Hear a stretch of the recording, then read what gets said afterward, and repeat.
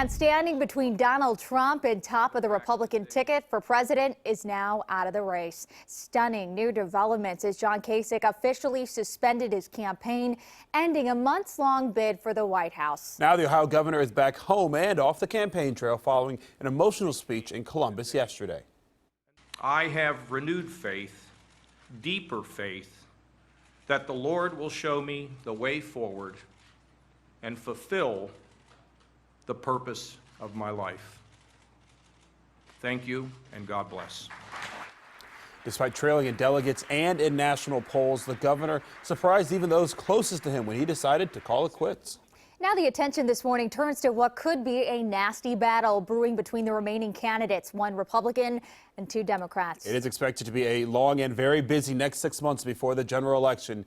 NBC4's Marcus Thorpe joins us live with a look at what Trump needs to do to build up his campaign against the former Secretary of State. Marcus? Hey, good morning. If you thought it was intense before, just wait. We are steamrolling to the possibility of Trump versus Clinton. It's just about set now. But here at the State House, the state of Ohio, it will be back to work for Governor John Kasich. But as this gets closer, as November gets closer, again, it will be Ohio front and center per usual. Now we'll have to wait and see what happens with the Donald Trump campaign, and can he unify the Republican Party? What will it look like with Trump out front? On the Democratic side, there's still the Bernie Sanders factor. For the Democrats, he's still there, and some focus for the Clinton camp will have to remain on Bernie Sanders. But most are eyeing a showdown possibly between two heavyweights, one who's been surrounded by politics for decades, and then Donald Trump, who has taken the nation by storm, winning state after state for the Republicans. Very soon, it's possible all eyes will be on the final two standing. So the big question, are you ready? They are.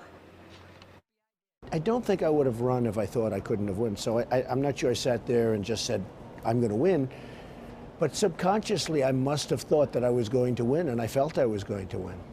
I'm not running against him. I'm running my own campaign. I'm running to become president, to really deal with the economy, get it working again, take on all the barriers that stand in the way of people getting ahead. I have a very clear mission in this campaign.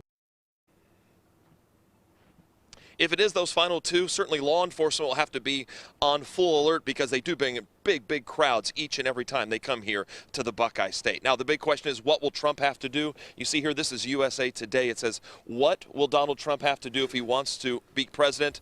It says, win these 5 states. One of them, of course, right here in the state of Ohio. Reporting live here from the State House, Marcus Thorpe, NBC4.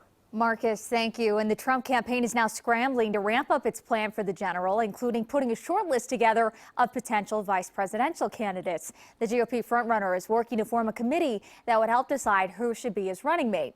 Early favorites include New Mexico's Governor Susana Martinez, also South Carolina Governor Nikki Haley, and Ohio Senator Rob Portman. Trump has already mentioned Kasich as a potential name for the VP spot, saying the Ohio governor would be helpful to his campaign.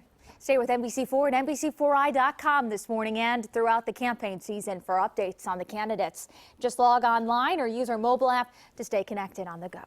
It is 5:04, time for weather on the 4s. And Bob, I'm not